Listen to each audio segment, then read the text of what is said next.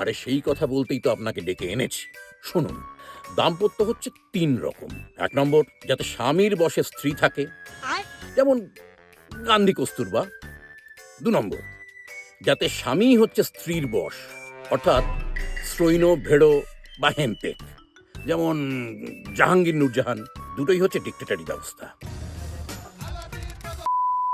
কিন্তু দুক্ষেত্রেই দম্পতি সুখী হয়। ৩ নম্বর হচ্ছে যাতে স্বামী স্ত্রী কিছুমাত্র রফা না করে নিজের নিজের মতে চলে, অর্থাৎ দুজনেই একগুঁয়ে। এই হচ্ছে ব্যক্তি স্বাতন্ত্র্যমূলক আদর্শ দাম্পত্য। কিন্তু এর পদ্ধতি বা টেকনিক লোকে এখনো আয়ত্ত করতে পারেনি। এই বলছি, আপনি কিরকম দাম্পত্য পছন্দ করেন রজতাভ বাবু? এই ৩টেকে বকযন্ত্রে মিশিয়ে চোলাই করে দিলেই আদর্শ দাম্পত্য হয় বলে আমার ধারণা।